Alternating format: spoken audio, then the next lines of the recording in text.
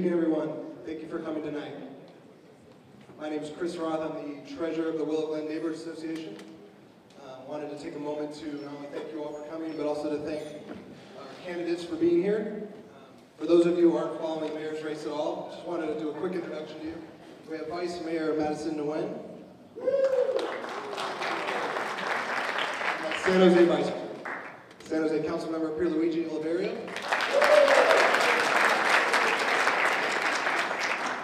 San Jose Councilmember Rose Herrera. San Jose Councilmember Sam Liccardo.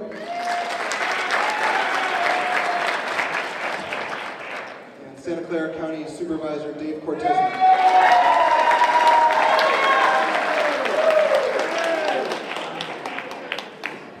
I'd like to take a moment real quick before we begin here to thank our sponsors this evening. The Starlight Banquet Hall is graciously hosting us here. It's a great place for weddings. Highly recommend you consider them for any of your next party. And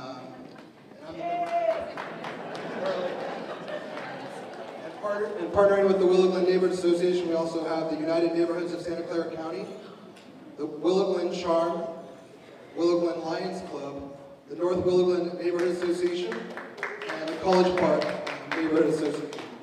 So can we get a round of applause for this?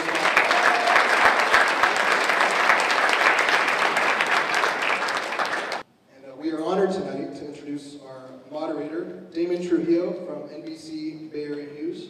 DAMIAN Trujillo, everybody. Thank you very much. I think many of you will agree that the back of my head is my best side, so thank you very much. The format for today's forum, ladies and gentlemen, the forum will consist of a mixture of questions from the organizing committee as well as questions submitted by the public, either online or in person at this event tonight. Now, yellow index cards are available for those who wish to submit a question during the event. Now, please pass those cards to the outside end of your row. There will be 30 seconds, 1 minute, and 2-minute responses allotted for each question. Now, 2 challenge cards allowed per candidate, 30 seconds per challenge, 30 seconds to respond to that challenge. The closing remarks will be 1 minute per candidate, and a reminder to the audience to please turn off your cell phones. We will start tonight's forum with questions about the challenges of our city's government. Each candidate will have 2 minutes to answer what is, I'm adding to be 4 questions. So you have 2 minutes for 4 questions. We're going to start the first question with Madison. Madison, San Jose has many long-standing unsolved city government challenges. What are the 2 most important unsolved challenges facing San Jose that you as mayor will focus on in your first 2 years? Also, briefly explain how you will bring the city council, city employees, and the community together to develop workable, realistic solutions that will make significant progress to solve these 2 long-standing challenges. And finally, do you expect that your proposed solutions will be more of the same or different from what San Jose has been doing for the last 4 years? All of that in 2 minutes. David, could you repeat that last part? I couldn't hear the last part. Yeah, the last part. Do you expect that your proposed solutions will be more of the same or different from what San Jose has been doing for the last 4 years? Well, thank you. First of all, I want to thank the organizers for putting this forum together. This is such a wonderful turnout, and it's so great to have so many people here who are very much involved in local government. 2 of my top priorities, if elected mayor, first one would be public safety. We right now have less than 1,000 sworn police officers patrolling our streets, and this is a #1 priority for me after I'm elected, to make sure that we hire more police officers to patrol our streets, do crime prevention, and actually tackle the issues that almost I can guarantee that everyone here is concerned with, and that is the rise in burglaries across the city. I have put together a proposal to bring back the burglary unit, which was eliminated in 2012, and this proposal would give us the resources and the manpower to deal with the calls that residents call our San Jose PD when something happens to them. The second priority would be fixing our roadways. We live in a city with 1 million people, and to drive around San Jose, and some of the most dilapidated roads and streets is just so embarrassing. As a mayor, I do not want to see this happen for the next 8 or 10 years. My priority is to go to Washington, D.C., work with the federal government, work with the state officials, and also here at the regional level to see if we can actually find more funding to fix our roadways.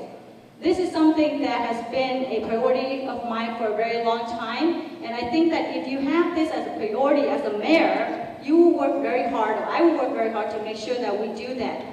We have some of the worst streets, not just here in Willow Glen, Almaden Valley, Evergreen, but also just throughout the city of San Jose. If you make this your priority, you will put the funding to make this work, and that's something that I would do as mayor. Thank you, Madison. The timekeeper is here to my left. I forgot to mention that. Go ahead, Pierluigi. Yes. Thank you, Damian. Thank you for everyone for coming. See if this is on now. There we go. Good evening. Thank you for coming. So my ideas are new ideas, and the mayorship of Oliverio will be new ideas that are trying to move the city in a different direction, and I'll say them in 2 ways. One, when it comes to law enforcement, elected officials can talk all day, but unless you allocate the funding necessary to provide you the law enforcement you want, whether it's us doing it internally with San Jose Police Department, us contracting with the sheriff, or contracting with the California Highway Patrol to give out tickets in the neighborhoods, it takes dollars. And right now, we spend 29% of our budget on law enforcement. Whether it's a recession or non-recession, we should have a minimum level of funding for law enforcement in the city because that is our core service, not golf, not the Hayes Mansion, not other items. So with that said, my proposal was very simple. We spend 29% today. Let's increase it 1% a year, every year, for 6 years till we hit 35%. That would provide a minimum level base funding for law enforcement because that is, again, our core proficiency. You're not going to take the law into your hands. You need the city to have a police force to do that, or again, contracting with our law enforcement partners. The other thing is to heal the division that occurs in the city. The only way we will get there is by having union negotiations public, so that you can attend as a citizen, the employees can attend, and even the elected officials can attend. Right now, it's a closed-door process, and only thing that comes out of this closed-door process is angst, brinkmanship, and hurt feelings that leads to too much hostility. We need to treat each other like adults. This is how much money we have, and move forward. And if we're being watched by the public, everyone will be kind, everyone will be honest, and we'll have a different day in this city, but we won't get there doing it the same old way that hasn't got us the results. Thank you, Pierluigi. Rose. Yeah, I'll be focusing on looking at things we haven't been doing, and that mainly is focusing on increasing jobs in San Jose.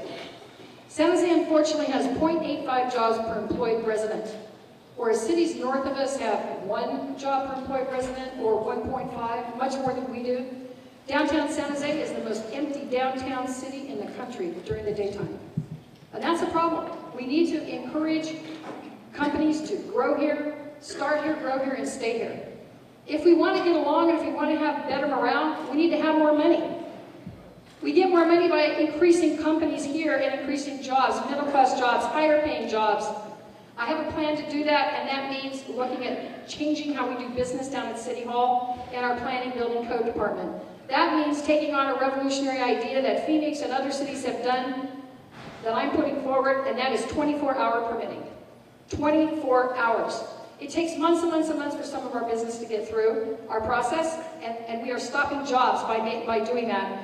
So I encourage you to take a look at my plan. It's coming out very shortly on my website, and it'll also be in the Mercury News. Let's bring jobs to San Jose. We'll all be in a better mood when everybody gets back to work and we're more successful here. Thank you, Rose. Sam. Thank you. And Damian, I think you're wrong. This is actually a much better side. Yeah. I want to thank all the neighborhood leaders who came together to make this forum possible. It's a great opportunity for all of us. For me, the 2 most serious problems we'll need to face are fiscal sustainability and public safety. And I plan on continuing the legacy of Mayor Reed to get the fiscal house in order, to continue to implement pension reform. We now have a $3 billion unfunded liability in this city, and we cannot simply accept the idea that our children and grandchildren will pay for our inability to solve that problem.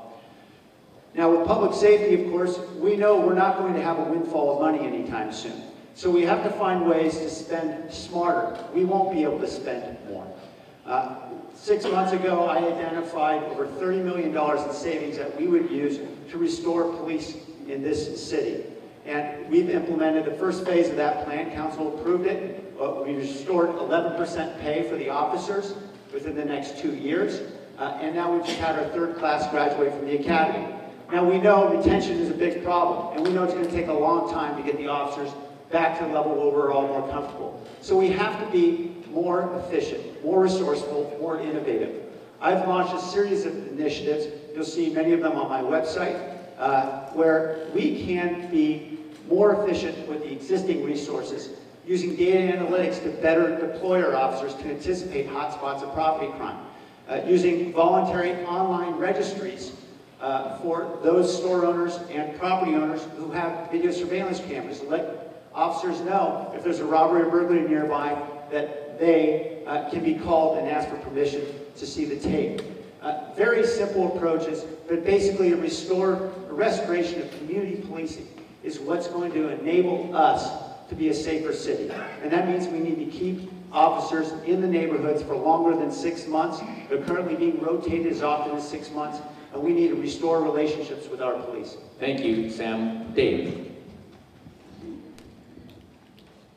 Well, absolutely. Public safety is the #1 issue now. It'll be, I predict, the #1 issue when I take office in January 2015. It should be the #1 issue on your minds, and I think it is. You're hearing everyone up here who's currently on the council talking about plans that they have to deal with this issue, but those plans aren't working. The policies have been failing. We know that. We hear people talking about plans to get people out of the academy and restore our police department. If they could do that, they should be doing that now. But the fact of the matter is that police officers have been leaving by resignation, not by retirement, not by being laid off because there wasn't money. They're quitting at a rate of 70 per year. They've been doing that for 3 years, and they continue to do that today. 3 weeks ago, we were told right here in Willow Glen by city manager statistics that there's only 906 officers left that can wear a badge and a gun. 5 years ago, when I was vice mayor and left the city council, we had 1,350 police officers. We were the safest big city in America. Now we have one of the fastest growing crime rates of any city in America.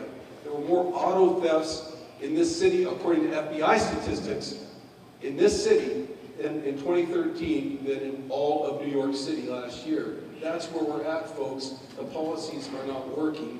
We need to restore the trust in this city. We have broken morale in this city. This is a catastrophic situation, and I'm asking you to make a change. It's time for a change. The policies that have been going forward up till now are not working. People here are talking about restoring the trust. I don't know if the question will come up tonight. Maybe someone will ask it. This is our 12th candidate forum. Every single time in the forum they've been asked, are they going to continue to litigate with the employees and try to take away the rest of their vested rights and pensions? That would take 3 years. If they go to the Supreme Court, they say we want to go all the way to the Supreme Court. Tell me how you restore trust and morale when you're litigating with your own employees. It's not going to happen. It's time for a change. Thank you. Thank you, Dave. And you might want to keep the mic because you get the next question. You'll be first up. Rebuttal. Oh, rebuttal. Ask.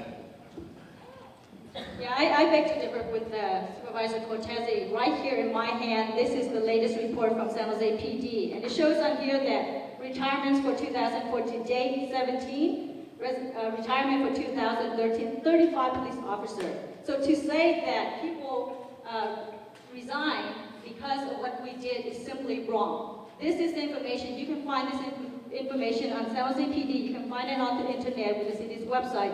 So I hope that Supervisor Cortese actually understands what's going on in the city of San Jose. I know he's busy at the county, but it's important to know factual information before we say that publicly so people don't get confused. Thank you, Madison. Dave, you have 30 seconds. Not only do I understand what's going on, but I was just talking about the resignations, Madison. On top of that, what she's talking about, on top of 70 officers that are quitting every year, 35 more are retiring. So we're losing 100 a year. And we're being told that there's a plan to hire 40 or 50 back every year. We're going to get all caught up, that the problem's over. Ladies and gentlemen, we got to wake up here. This is not going to work, okay? I agree with those numbers. Add those to the 70 per year. Look it up. If you don't believe me, I've got the numbers right here, and I think she knows that too. Thank you. Thank you, Dave. And 30-second rebuttal by Sam. Go ahead, Sam. I think it'd be helpful for everyone to take responsibility for their role in our current challenge. I know that Supervisor Cortese is heavily supported by the unions, particularly the police union. And I've never heard him once say that it's a bad idea for the head of the police union to encourage other recruiters from other cities to come to the police union hall to recruit our officers out of the city. I've never heard him once condemn. I've never heard him once condemn the head of the union for telling our new recruits false information about what's going to happen to them if they're disabled or hurt in the line of duty. I'd like to see some truth telling. Thank you, Sam. Dave, you have 30-second rebuttal. If we can ask the audience to please hold your applause until the end of the event. When I say it's time for a change, it's time for a change of leadership on the city council and in the mayor's office and at the POA. Both sides have been wrong. Both sides have been obstinate. Both sides are obsessed with doing nothing more than making the other side wrong. I believe in collaboration. A hallmark of my leadership for the last 21 years has been bringing people together, working with people in the community and neighborhood associations, with labor unions and with business leaders, bringing people together. That's how this city's always been run in the past. This war that you're hearing about needs to end. It's time for reconstruction in the city. Thank you, Dave. And I think we're going to have 2 more rebuttals. Pierluigi. This is just a flavor of what having union negotiations in closed doors brings. That's why these meetings need to be public. If they're public, you can see what's going on. You'll know exactly what is being said, the tone of voice it's done in. We are all adults here.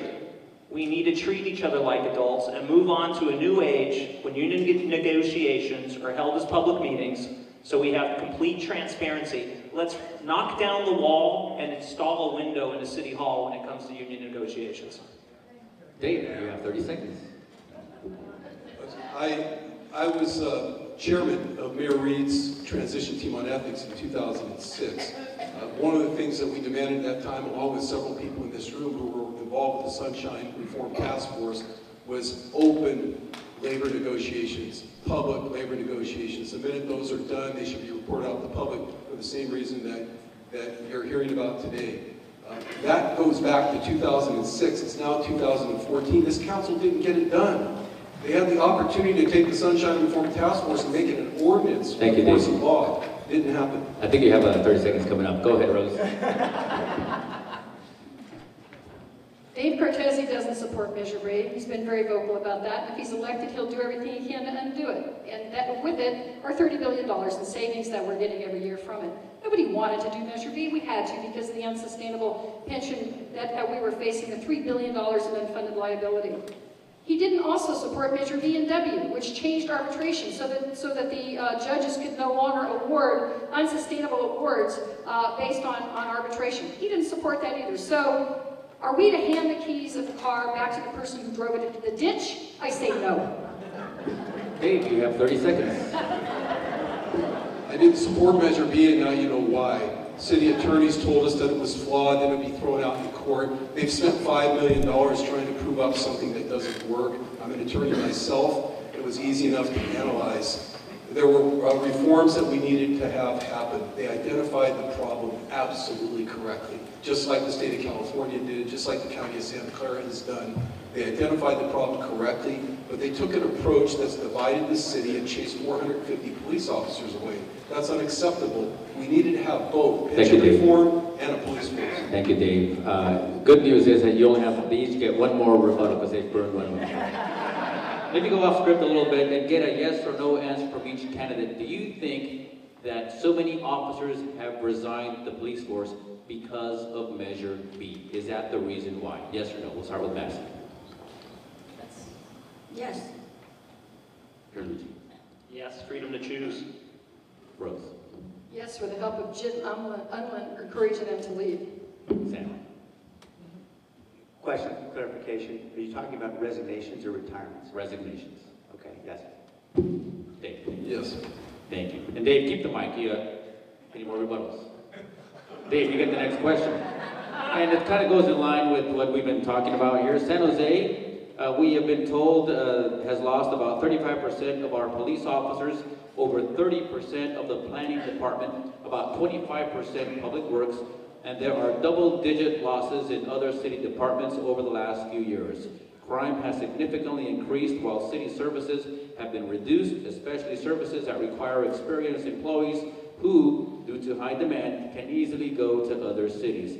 Tell us briefly the main reasons why hundreds of public safety and other high-demand and experienced city department directors, chiefs, senior managers, and longtime employees are leaving San Jose for the same jobs in other cities. What will you change to make sure that doesn't happen under your tenure? Will you be providing cliff notes of the question? 2 minutes. The people are leaving because the current leadership at City Hall forgot about the importance of a dedicated workforce.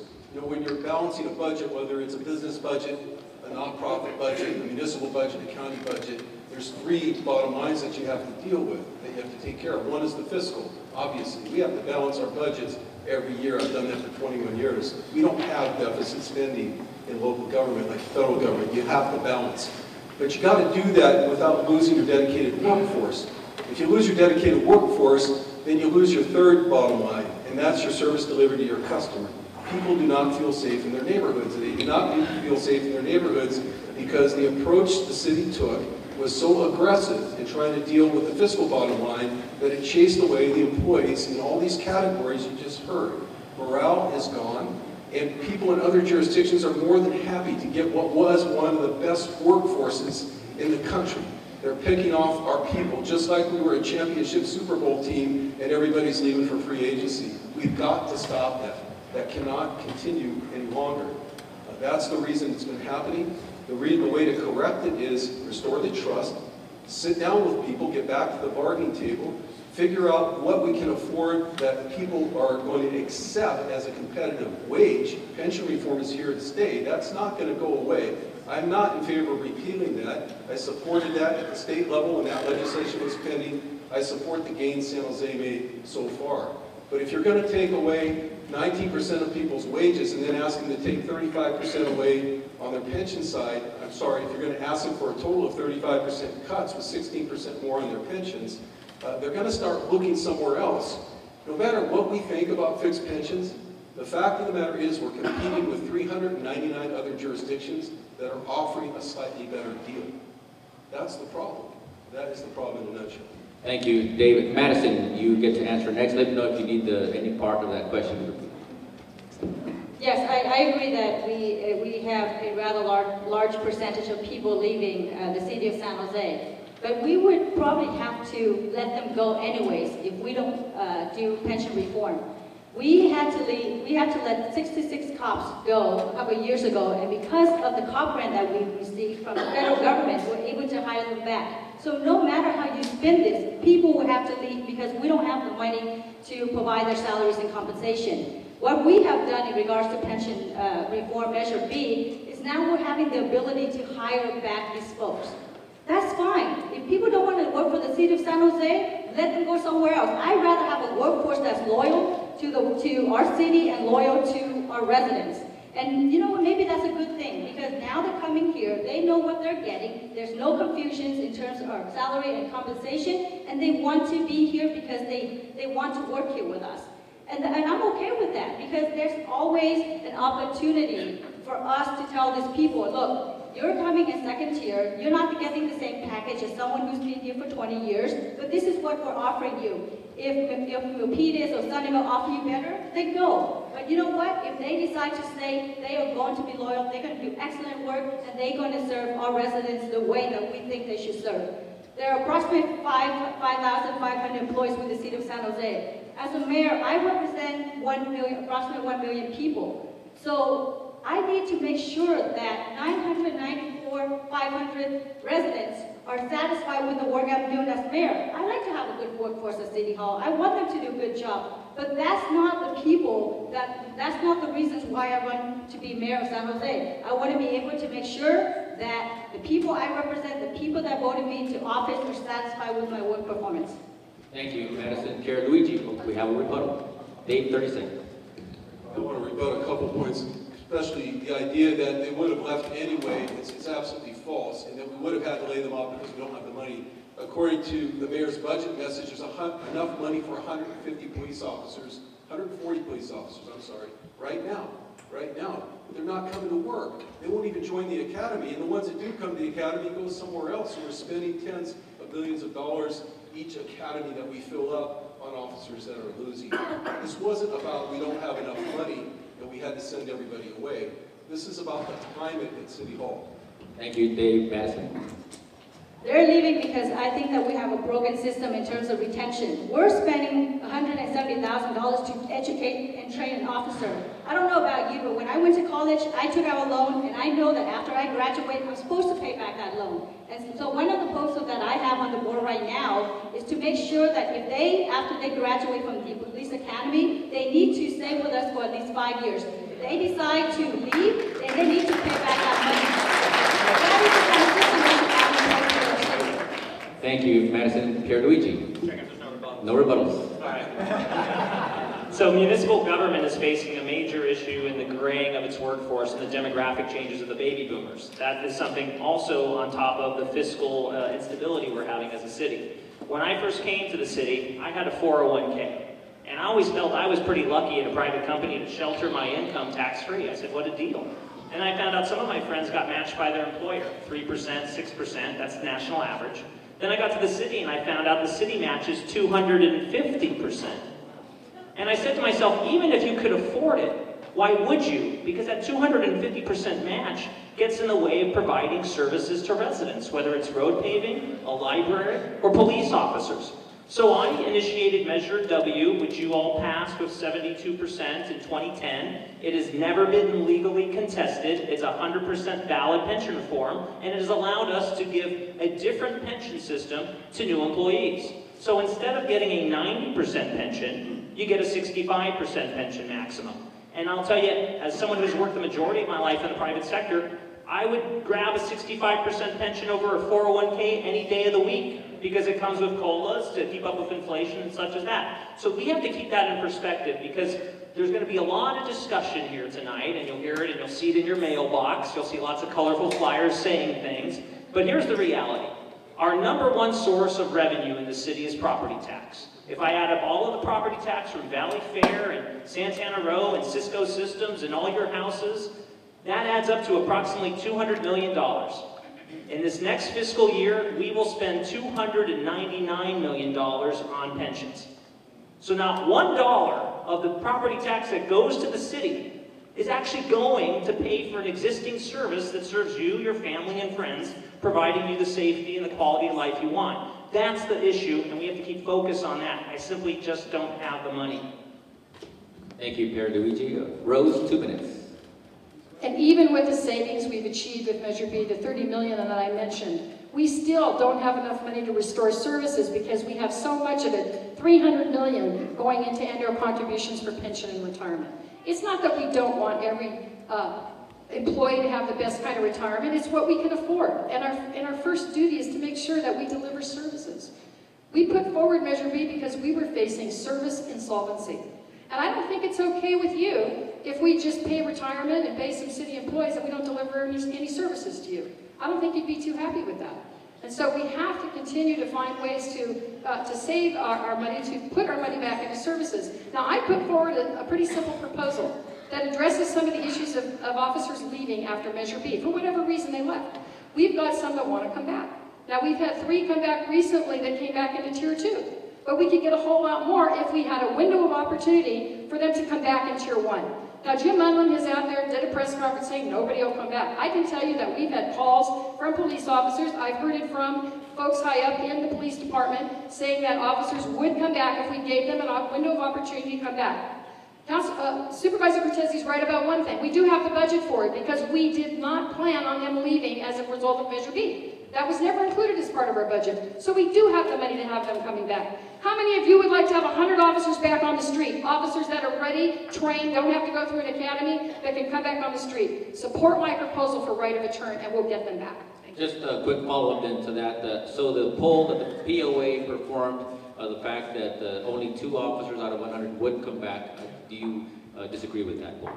I don't know what polling they did. I'm telling you that the facts are that 3 officers already came back under Tier 2. So that sort of defies logic in saying only 2 would come back in a better system. I can tell you that I've had way more than 2 call my office and say, let us know the minute this is approved so that we can come back. So everybody understands that we would get officers back that are already trained and experienced, that have been on the streets of San Jose street ready, and we already have the budget for them. We just need to allow them to come back. And I say that's an olive branch to those officers. We do need to heal wounds. That's a way of healing wounds and getting people back on the street. Thank you, Rose. Sam, 2 minutes.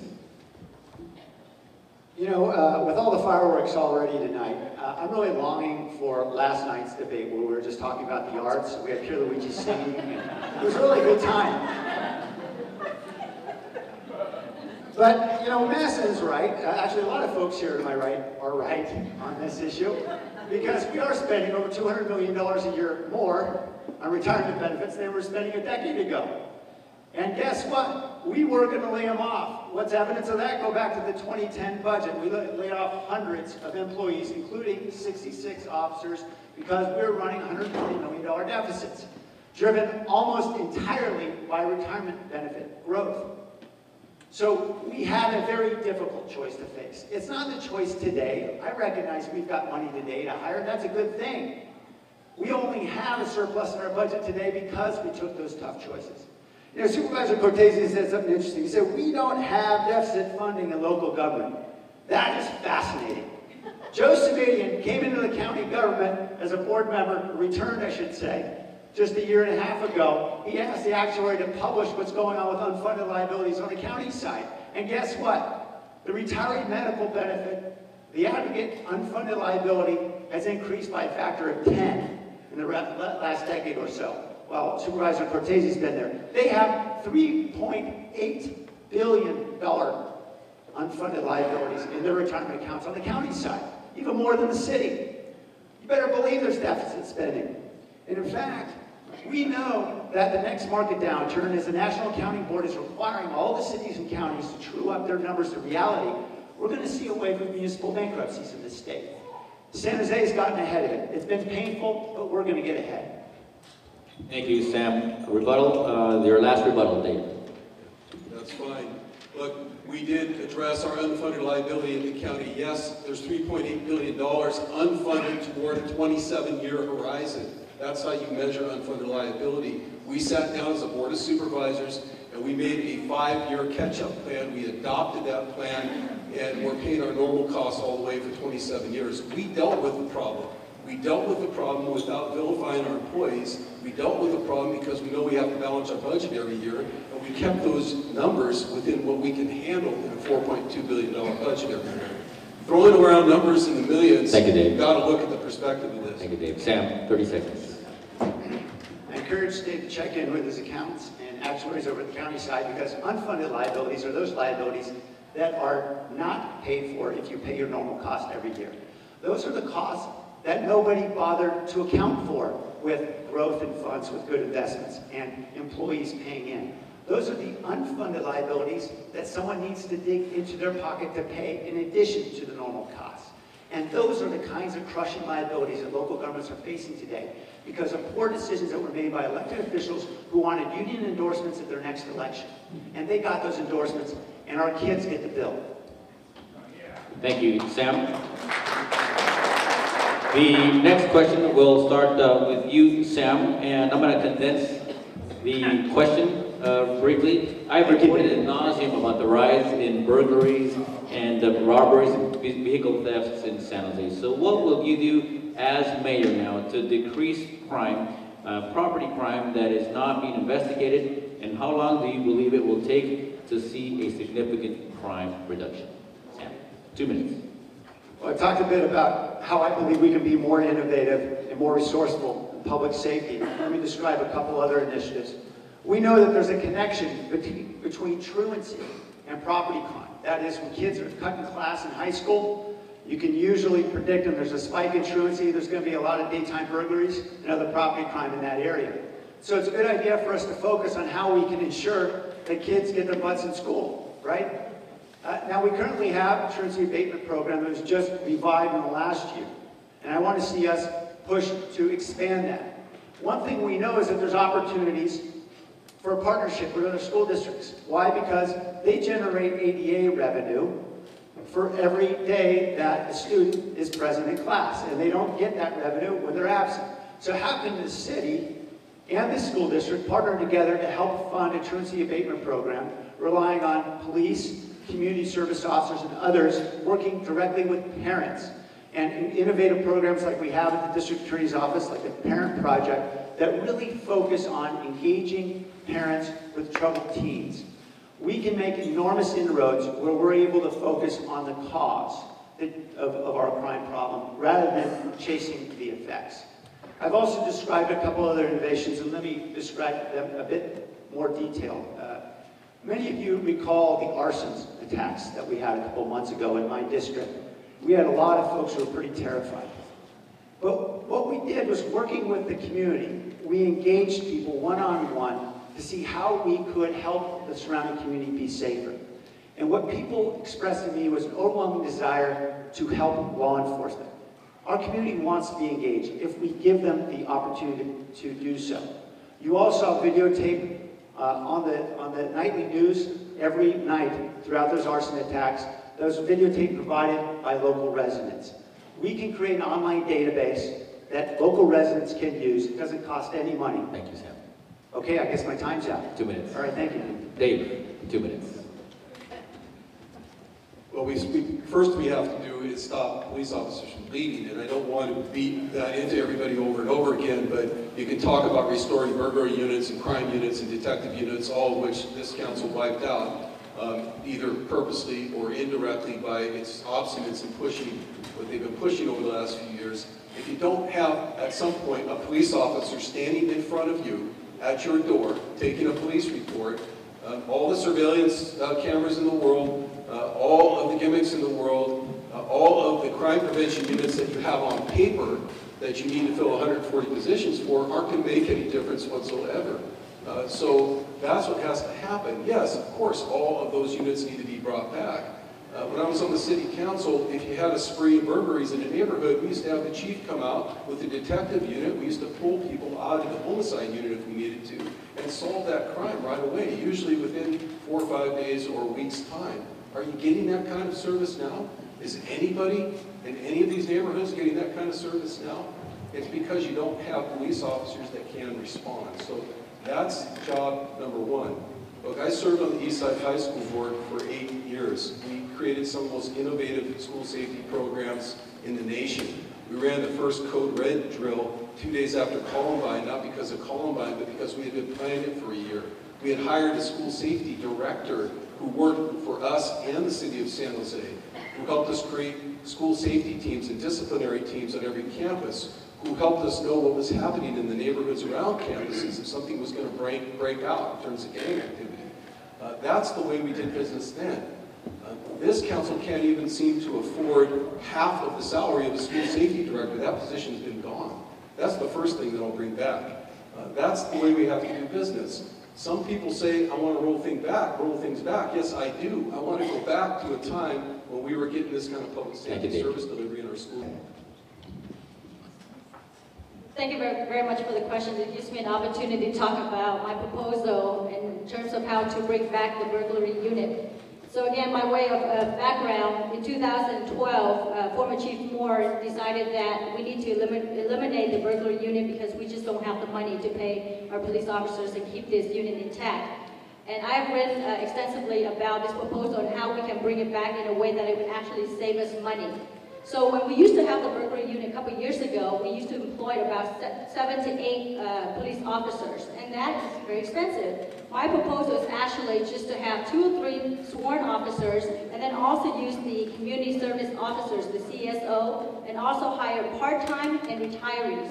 That way, when you call 911 if something happened to you, or somebody burglarized your house, you will have a police officer responding immediately to your call, take the report, do everything he needs to do, and then have the CSO follow up to see what else we can do to help you. And that is a very inexpensive proposal. We need to make sure that we reinstate this unit because burglaries is on the rise. It's happening throughout our city. It's making people lose sleep sleep at night. It's making me lose sleep at night to realize that this is happening across our city. It used to happen on the east side and lower income neighborhoods, and now nowhere is an exception. It happens in Willow Glen, it happens in Alberton Valley, it happens in Evergreen. It actually happens in more affluent neighborhoods now because the thieves know that San Jose PD is not going to respond. So therefore, I can go out there and do whatever I want.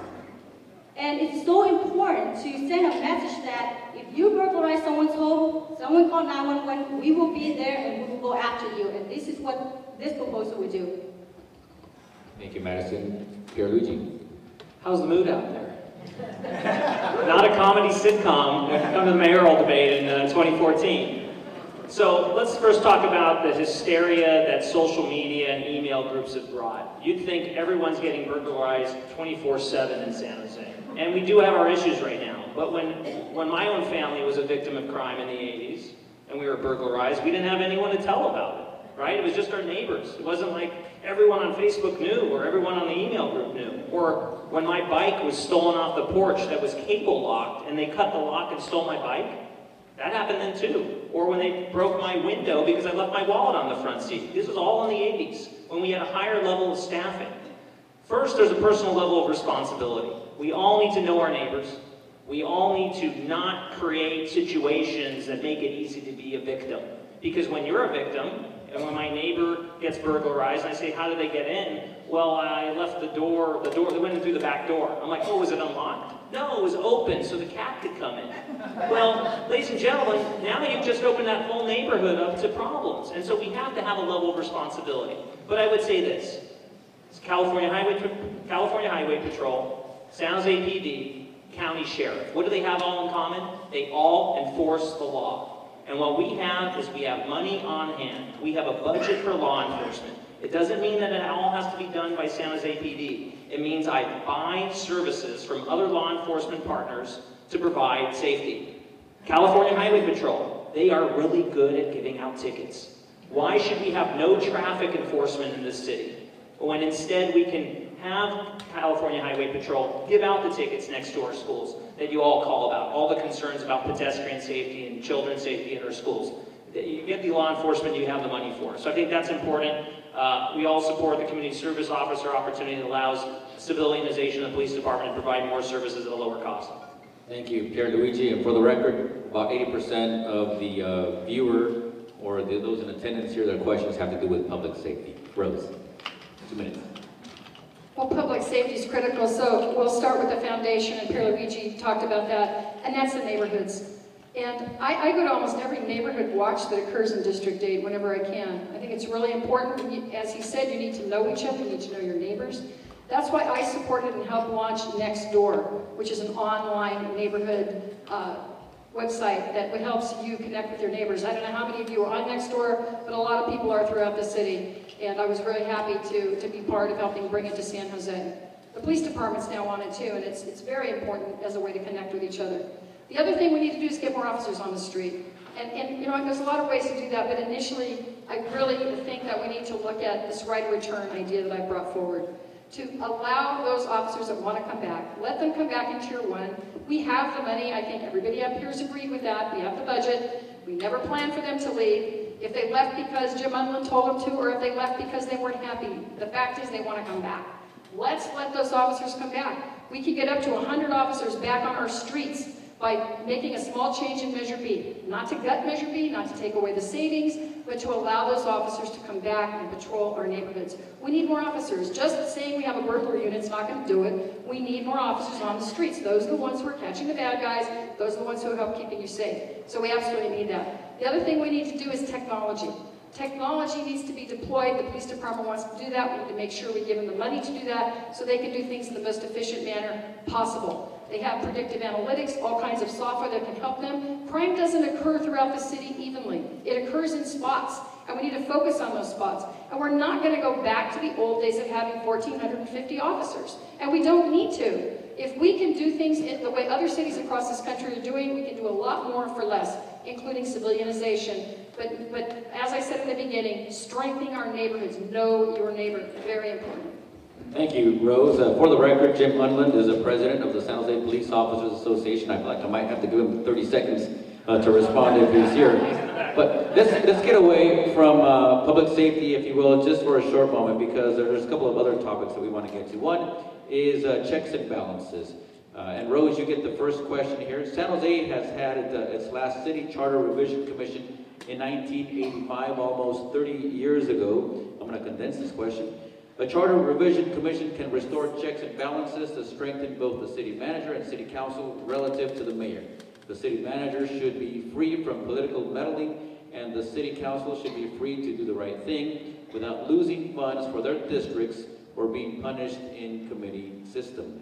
Do you support a City Charter Revision Commission to restore checks and balances as a city charter intended in the council, city manager, city government? Yes or no, and why? And you have 1 minute.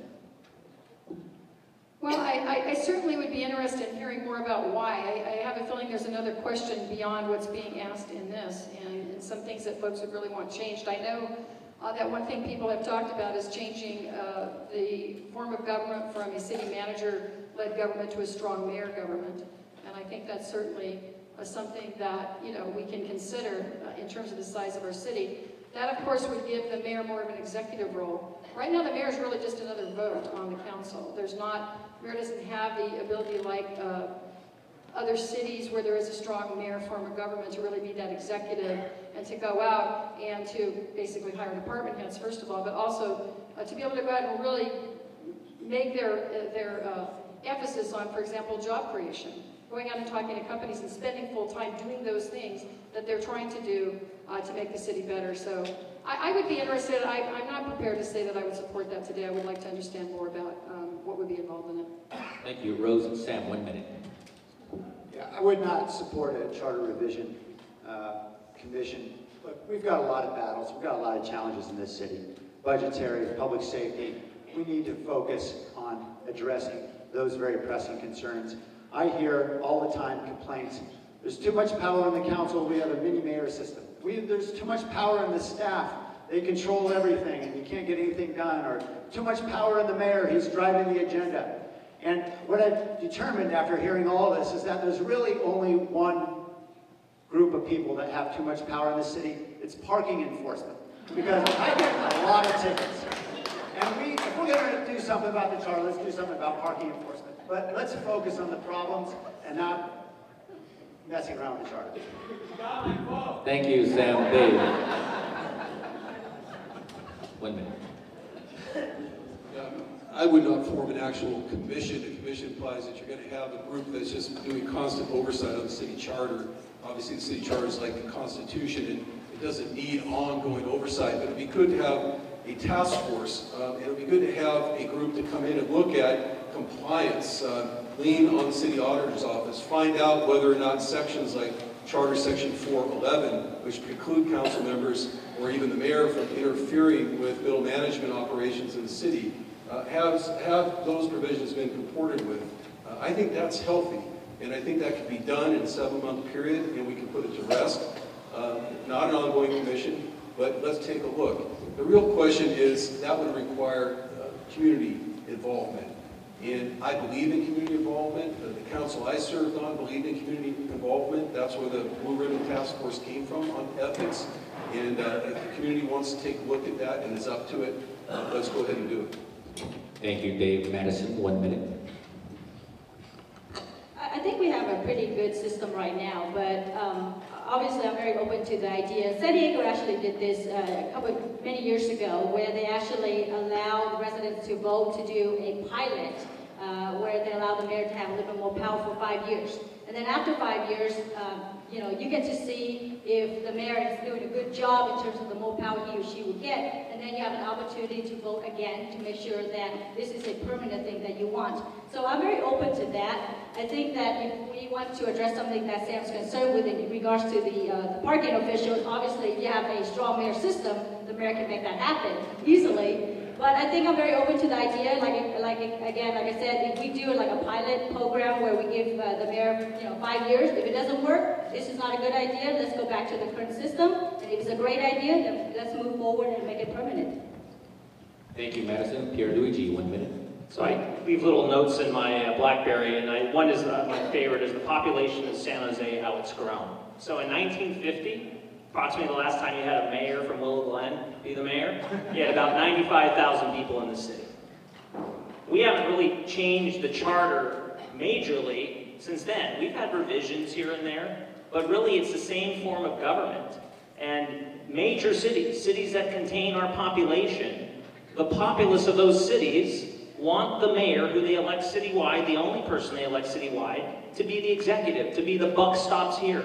Right now, with our form of government, you don't really know it. Ah, there's a city manager, there's this person, there's that. No, let the mayor hire and fire key personnel of the city to get things going. I think fundamentally, one position tops it all, which is the planning director. That position itself is the most responsible for economic development in the city, and you should judge a mayor by their performance and the performance of their planning director. Thank you, Pierluigi. If you get the next question, you have 30 seconds for this one. I will condense this question. Mayor Reed promised the voters a sunshine ordinance that would give the residents of San Jose an open, transparent, and accountable city government as part of the municipal code in 2006. City Council then created a volunteer San Jose Sunshine Reform Task Force, which completed its recommendations in April of 2008. The hosts of this forum asked, when will the City Council vote on the Sunshine Ordinance as promised in 2006? 30 seconds. I've supported every sunshine ordinance that's come before the City Council, and I think we need to do more. As you all know, I think union negotiations should be held as public meetings, and I think there's something key about tonight. There's a lot of people here. You know why? Because this is at nighttime, and if our council meeting's during the day, you don't get to come. And the only people there are special interest groups and lobbyists. When did I buy a golf course? That was during the daytime. When did I buy the Hayes Mansion? That was during the daytime. When did I fund the Mexican Heritage Plaza with millions of dollars? That was during the daytime. I don't think you would have settled that if you heard that in the evening. Thank you, Pierluigi. Rose, 30 seconds. I absolutely support transparency and absolutely support sunshine, continuing that process in our city.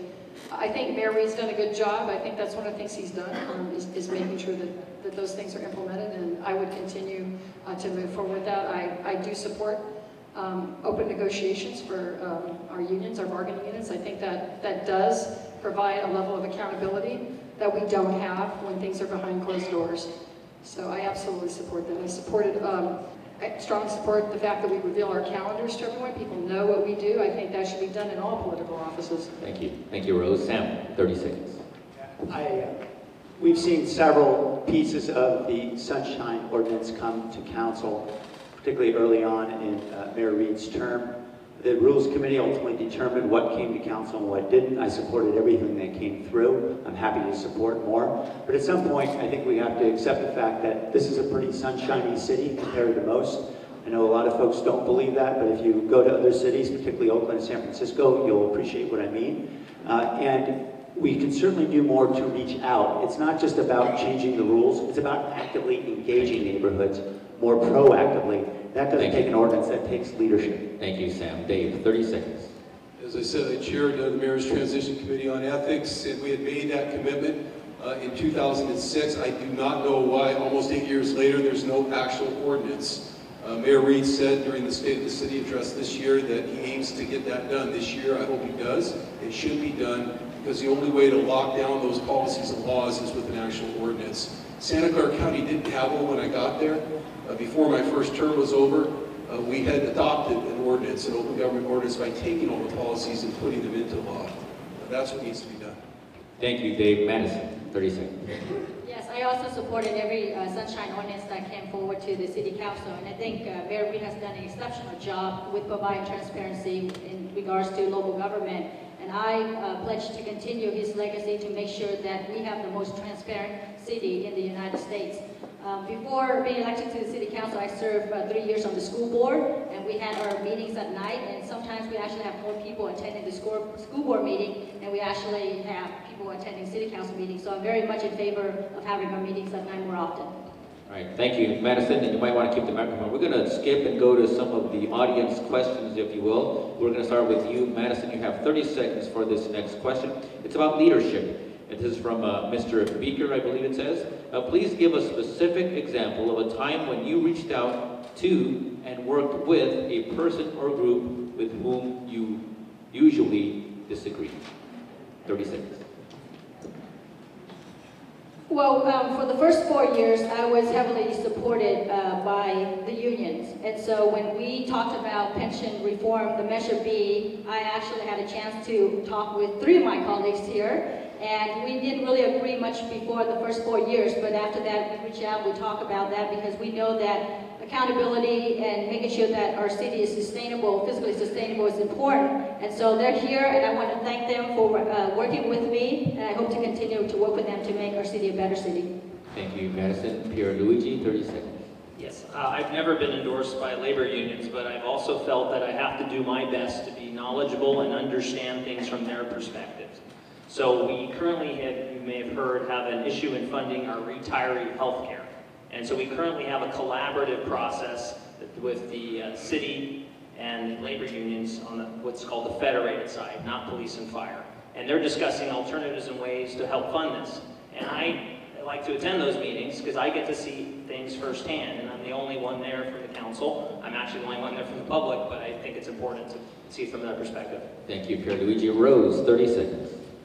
I certainly met with bargaining units anytime they wanted to meet with me, even when we didn't agree, because I think it is very important to listen. Another issue that comes to mind is there was a group that wanted to install porn filters in the libraries. I didn't support it, but I certainly met with them and heard them out. I feel it's very important to listen to residents and to listen to what they have to say, even if I don't necessarily agree with it. I think it's very important for their voices to be heard, and that's part of my job. Thank you, Rose. Sam, 30 seconds. In 2008, we had an opportunity in this city to finally get BART under construction, which it is now under construction due to open here in San Jose in 2017, under budget by $100 million. And I worked very hard with many groups across the spectrum, including organized labor. We had weekly meetings, strategizing. We had a lot of fundraising and had to do a lot of that for that ballot measure. And of course, public advocacy. And I was proud to work with organized labor to do that, even though we have not always been aligned on many other issues. Thank you, Sam. Dave, 30 seconds. Well, it's inherent when you're an elected official, at least in my 21 years of experience, that you're going to be at odds with public sector unions, with labor unions. And in 2011, the year I was president of the board, we had 24 union contracts coming up in a year's time. And we needed to balance our budget. We had very little in the way of reserves. And we reached out, we brought people together, and we explained the situation to them. It was tense, but we negotiated $225 million in concessions from those labor unions over the next 3 years. Those 3 years just ended. It's a good thing that we did that. Thank you, Dave. Another audience question is from a longtime Willow Glen resident, and this is Willow Glen-centric question. Dave, you get this question. Fire station number 6 used to have 2 fire engines, now it has 1. Willow Glen has large senior and assisted living population that needs EMS. Will you vote for funds in the budget for another EMS truck at station number 6? 30 seconds. Yes, absolutely. I chaired in 2002 the bond campaign, Measure L or Measure O, I forget which, I think it was Measure O that year, that called for the fire stations to be built, including Fire Station 37 here. I'm very disappointed that the city hasn't continued with construction activity. It would have created jobs over the past several years. It would have created the opportunity now with the economy coming back and the general fund coming back to fully staff those and bring the apparatus up to par. So yes, I do support that request. Thank you, Dave. Madison. I would definitely love to support that, but I think the reality is that we just don't have the money. Instead, I think that one of the proposals that we have in front of us is actually to use a 2-person squad car to respond when people call 911. It's so important to get this 2-person squad car out there so that if there's an emergency, we can be there, and then the truck or the engine can come there within 8 minutes. That's something that is doable, it's cost effective, and we can actually do right away. To stand here and say that's something that I would support, an EMS truck engine, when we know we don't have the money, it's just a fake promise, and I won't do that. Thank you, Madison. And just before we go to Pierluigi, last call for questions. We have more questions than we do have time, so last call for questions. Pierluigi, 30 seconds. You entrusted us when you voted for the public safety bond to build another fire station in Willow Glen, and the city council failed. In 2007, there was a proposal to rebuild instead of remodel a fire station on the east side. That station now looks like the Taj Mahal, but instead it used up all the money to build Fire Station 37, which was supposed to be in Willow Glen. I voted against it, and I told the entire city council, if you vote to do this today, we will run out of money to build the other fire station in Willow Glen. And unfortunately, I was right. Thank you, Pierluigi. Rose. I wasn't on the council when that decision was made. You know, we know that our fire department's critical, but they are serving medical emergencies mostly, 80%, and that's not just true for our fire department, it's true for a lot of them. So we need to realign resources and understand that, first of all. If we went to three on a truck instead of 4 that we have now on an engine, we could save over 100 folks that we could redeploy. And that definitely would help move towards finding the resources to give you more resources. So we have to be realistic and realign resources in terms of a reality that it's medical emergencies mostly that we're dealing with. Thank you, Rose. Sam, 30 seconds. Yeah, I think it's tempting for anyone running for office to pander to a group and say, of course I'm going to fund what you believe is the highest priority. And look, this is a very high priority. We would all agree. But the truth of the matter is we need to understand what's going on in the larger budget, the fire department, and understand how we can best save lives throughout the city. What I pushed 2 months ago with Councilmember Pete Constant was an effort to expand the squad car system that Vice Mayor Nguyen referred to, because we're still responding to 80% of our medical emergencies with an engine, 4 firefighters, a ladder, and a hose. That is an utter waste of money, and it makes us inefficient and unable to better respond. Thank you, Sam. And you might want to keep the microphone. Sam, you get the next question first. This is from Steve Malone, 30 seconds. What will you do to get the homeless out of the creeks? 30 seconds. 30 seconds. Okay. 2 weeks ago, council just approved my proposal to renovate many of our rundown motels to be able to make them used by homeless for housing. And we're going to be launching that effort this summer. I also want to expand a program that I brought here to San Jose Downtown Street Scenes that employs the homeless living in the creeks to get employment cleaning those creeks and the surrounding neighborhoods in exchange for affordable housing. We've already moved 55 people out of the creeks into permanent housing, and I'm pushing with corporate partners to expand that program. Thank you, Sam. Dave, 30 seconds. We're going to continue to build on what we're doing. In the County of Santa Clara, the Board of Supervisors put $1.2 billion into Destination Home to house the homeless, and that program's working, but it's going to continue to need resources. We have to be prepared to augment the Section 8 program, which we just did with $1 million to keep more people from becoming homeless. We're going to need to figure out a way to create transitional housing at much higher levels to give people a leg up. And we need to get the Veterans Administration to get the 15% of our homeless who are veterans out of the creeks and into the kind of housing that they deserve and to be able to provide. Thank you. Dave Madison, 30 seconds. Yes, rapid rehousing is very important, and Councilor Liccardo talked about the conversions of motels and hotels into temporary and permanent housing for the homeless. But another proposal that I have is that we have so many vacant facilities that are owned by the city. Let's put those to use. Let's turn some of those into temporary and permanent housing to house some of these homeless individuals, and then come up with a mechanism to actually help them to become self-sufficient. Work with some of the nonprofits, train them, get them the skills that they need, because if they can't find a job, we will continue to house them for a very long time. Thank you, Madison. Pierluigi. The programs you just heard about take care of 1, 2, 3% of the homeless population. It's such a gigantic issue, one city can't deal with it alone. And it has to be regional. It has to be within the county and the entire state. And none of us here, I don't think, have any capacity or the tax revenue to solve it. So it's going to have to be a regional effort. In the end of the day, though, we might decide as a county that we want to pay $500 million to house them all. But again, that is a difficult situation and deserves more than 30 seconds. Thank you, Pierluigi. Rose, 30 seconds. Complex issue. I've joined with Councilmember Liccardo on the motel issue. Support the other solution that Vice Mayor talked about as well. It is a regional issue. It is a big issue. I would form a homeless prevention task force similar to our gang prevention task force, which would work with all the county and region to come up with solutions. But we also need to have enforcement. We need to create these compassionate solutions, and then for folks that do not want to avail themselves of that, I would also have enforcement. We need to get that creek back to what it was. It's destroying the environment as well, and it's not good for anybody living there. So I would eventually have a plan to move them out of the creek. I will do that as mayor. Thank you, Rose. You can keep the microphone. The next question is also from the audience, from Jack Nadeau. 30 seconds. It's about the Three Creeks Trail. Is the completion of the Three Creeks Trail important to you? As mayor, what would you do to achieve this goal? 30 seconds. Trails are really important, and we have a trail plan for the city along with our parks plan. The important thing is to connect our trails, and they should be connected across the city.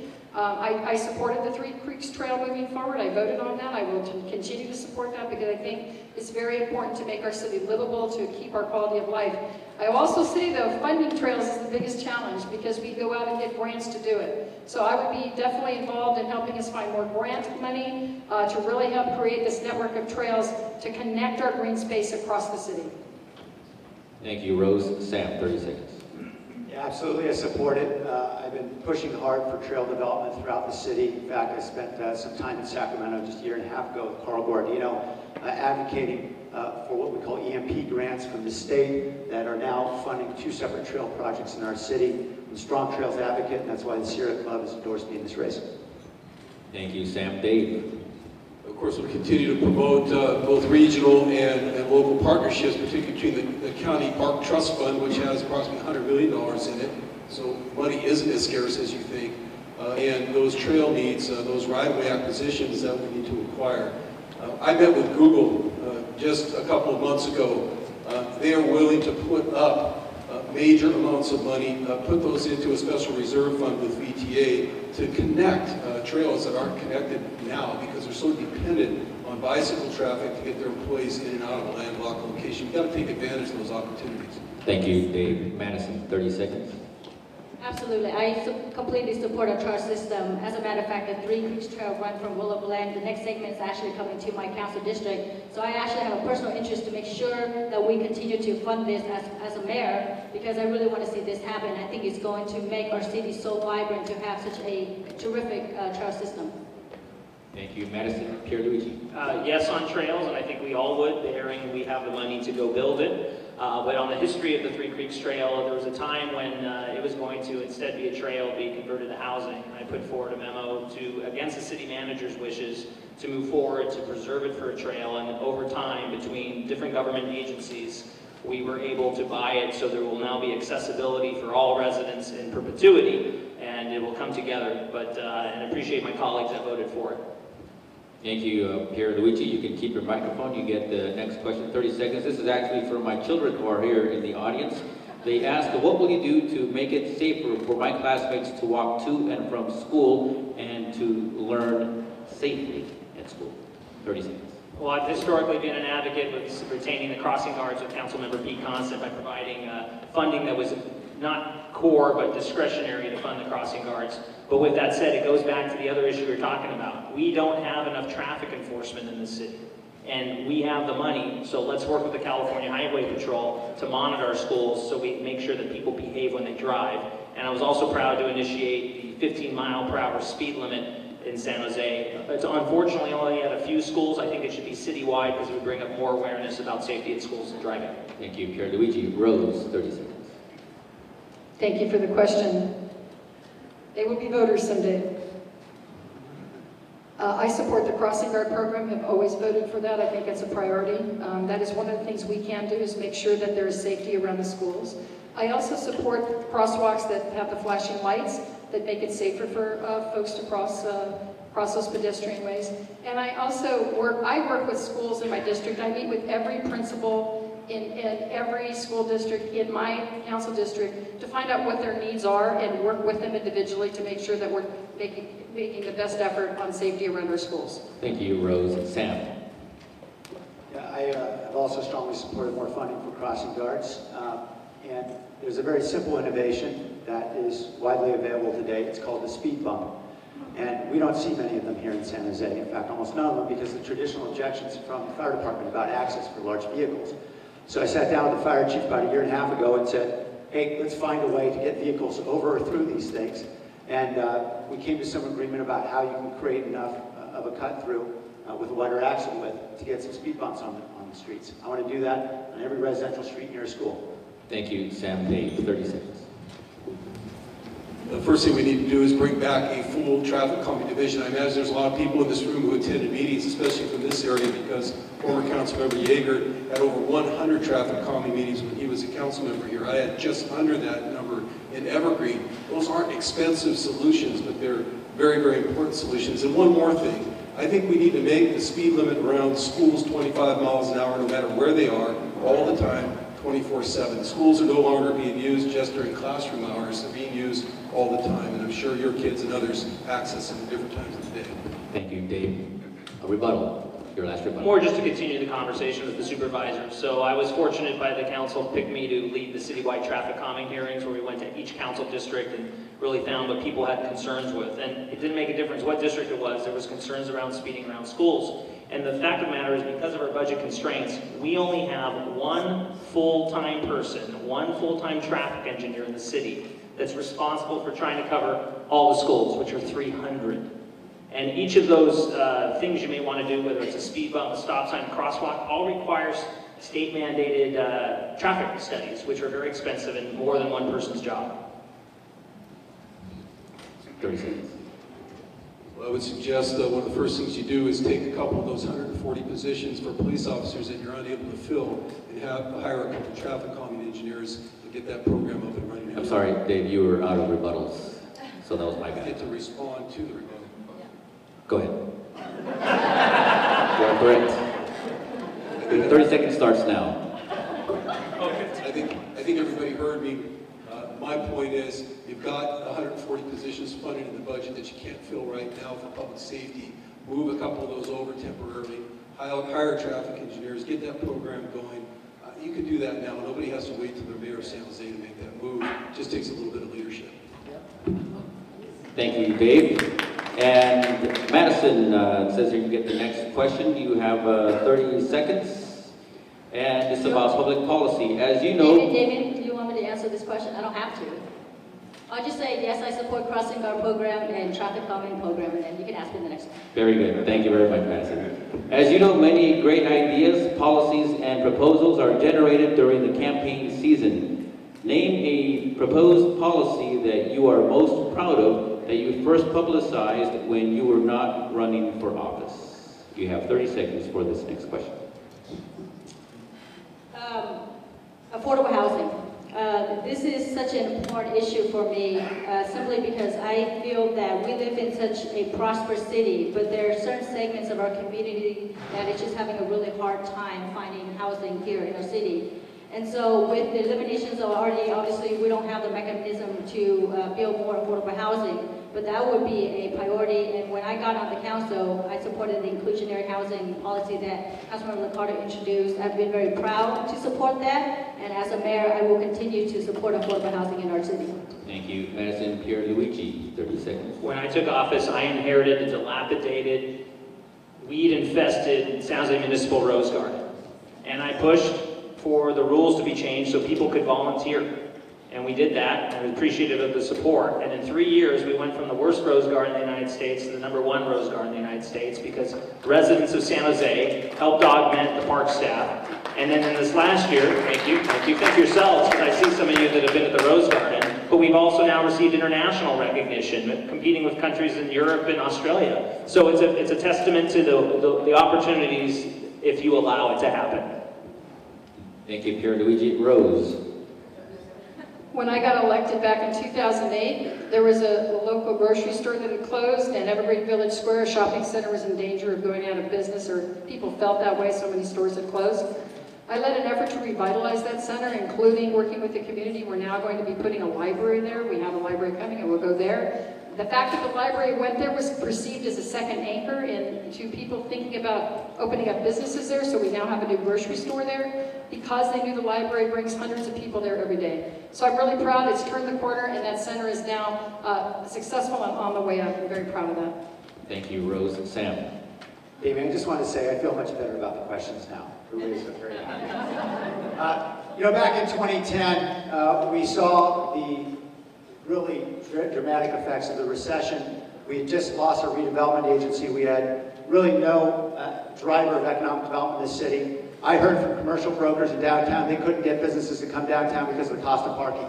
So I introduced an effort where we would create an incentive for folks to fill vacant parking, public parking that we had.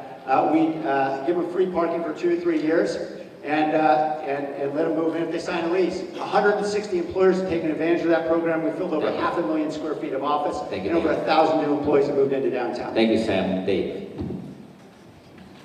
There's a couple of those to choose from, but I think going all the way back to my East Side Union days, we had heavily impacted schools. We were short one high school in the school district. We had a piece of land and no money.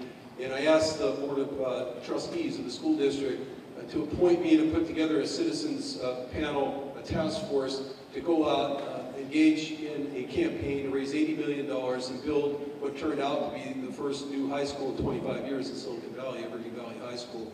We got that done. It had nothing to do with running for office. It had to do with community engagement, getting our needs met, and pulling together to get it done. Thank you, Dave. You can keep the microphone. You have 2 minutes for this next question. The topic is homeless veterans. California has 1/4 of all 60,000 U.S. homeless veterans. The number in Santa Clara County homeless vets increased 26% since 2011. San Jose has the largest number of homeless veterans in the United States. Voters in June of 2014 will be asked to approve Proposition 41, allowing the state to use $600 million of existing veterans housing funds to house homeless vets. The question, should the city's efforts to relocate the Oakland Athletics to San Jose not ultimately be successful? Give me a second here. Here we go. The question, do you support approving Proposition 41, the Veterans Housing and Homeless Prevention Bond Act of 2014? And as mayor, will you aim to end veteran homelessness in San Jose by the end of 2016? Yeah, we're working on that already, and I think we should all be working on that already. I said it earlier, you may have heard me, there's no excuse for veterans to be homeless, and I don't mean just in terms of conscience, and it should be unconscionable for us to have people who fought for our country, or veterans, to be living in creeks and homeless, but because of the fact that the veterans programs available to them, I am for Prop 41. I do want those funds, but what we got to make sure is that we are able to enroll veterans in those services quickly. At last time I met with the City Environmental Services Department while they were going through the jungle, the homeless encampment over on Story Road, they indicated to me that the city is still doing 52 police sweeps a year, pushing homeless people from one creek to another. That includes our veterans. You don't have a chance to enroll them when the Veterans Administration and or state programs is taking 6 months to push the paperwork through the system. Homeless folks aren't around long enough to wait that out, and they shouldn't be, and they shouldn't have to be. So yes, I'm for it, but we have to have an expedited program. I've already met with leaders in the Veterans Administration as recently as a couple of weeks ago, asking them to join the county to pilot a program to expedite paperwork in this county for the homeless. Let's try it here, let's see if it works, and if it works here, perhaps it will be a model for the rest of the country. Thank you, Dave. Madison. Absolutely, and I would be very proud to support Proposition 41.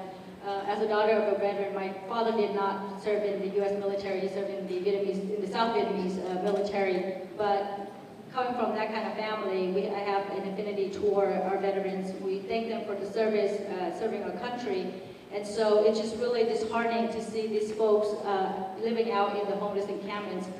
Councilmember Cortese talked about the jungle. It's actually in my council district. This is the biggest homeless encampment that we have in the city of San Jose. We have roughly about 60 homeless encampments throughout our city, and this is home to about 200 to 300 people. We have approximately 4,000 people living on the streets at any given night in our city, and about 7,000 in the county.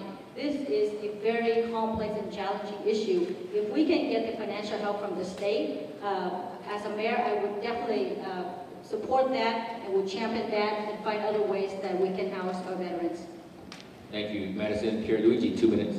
To your specific question, I support the proposition, yes. Would I be able to solve veteran homelessness by 2016? No, that's completely impossible. The veterans are a massive part of the homeless population. With that said, though, to Madison's Vice Mayor's point, funding that comes from the state or the federal government would allow us then to provide the housing for that population. But there's a timeline to go get it built. It just doesn't happen overnight. And it's not clear how much money that would bring, and would it cover all the veterans that are homeless out of our homeless population of approximately 4,800 people. So, in the short sum, support the proposition, would like to strive towards the goal to ending veterans homeless for the sacrifice those folks made, but at the end, it has to come from an infusion of cash of somewhere. There's no, if people want me to take money from the law enforcement department or the libraries to pay for this, it's not possible. I mean, we've looked at, even locally here, when cities were faced with the question of, would you like to provide some low-income housing for residents of your city? And our affluent neighbor to the north, Palo Alto, those voters rejected it. So there has to be, again, regionalism. San Jose can't bear the brunt of everything. We need to have a county that has equity both within regional economics on having a certain amount of jobs here, and also equity when it comes to providing housing balance for all, whether that's market rate housing or low-income housing or housing for former veterans. We have a 30-second rebuttal by Sam. Yeah, you know, I've heard several times Councilmember Oliverio say other cities need to step up, and certainly I've worked very hard using at the regional level, trying to use transportation funding and other means to encourage other cities to step up. But you can't do it by fiat, and at some point, San Jose needs to take responsibility on its own. Councilmember Oliverio has voted against virtually every affordable housing project that's ever come before the city, claiming that they need to be contributing more for park fees. And that's nice, except for the funding sources for that affordable housing barely allow them to contribute for park fees. Thank you, Sam. 30 seconds. Pierluigi. Well, that's absolutely right, because did you know most of the low-income housing doesn't pay property tax? How am I supposed to pay for city services if I don't have any revenue to cover them? And these developers that build this housing in Saratoga, they're exempt from park fees. So we lost out on all this money for open space. And if you wonder why there's a speed bump, these developments are also exempt from paying road paving fees. So that just means less for you. So again, we can't do it all. The other cities need to share the burden as well. Thank you, Pierluigi. Rose, 2 minutes. Back to the veterans. I am a veteran. I served in the military and in the Air Force during the Vietnam era. I didn't serve in combat, and I certainly have a great deal of respect for the folks that have and put their lives on the line and come back missing parts of their body, and certainly a lot of them struggling to cope with the mental issues that are left after you come back from war. So I strongly support us doing everything we can to make sure that we can house homeless veterans. And that means supporting Prop 41 as well. I work with the Vet Center, I work with veterans organizations, I hold events down at City Hall. I am constantly working with those veterans, and unfortunately veterans get forgotten in our community because it's a very small percent that go and serve our country now. So we really need to focus on them. I will as mayor. I think when you're a veteran, you naturally have that outreach to other veterans, but it doesn't mean that we can solve the whole problem ourselves. I agree that we need to work with other communities. As I said before, homelessness is a big issue, and we do need a task force, and I would start the Mayor's Homeless Prevention Task Force. As mayor, I will start that, and we will work with everyone in the county and beyond to seek solutions to this problem. Thank you. Thank you, Rose. Sam, 2 minutes. Yes, I'll support Prop 41, of course. Who wouldn't? And yes, we can solve veteran homelessness. Phoenix set out to do that a year and a half, 2 years ago, and they have accomplished that task. Let me tell you, it's Phoenix. They don't even have a good hockey team. They've done it. We can do this. We can do this.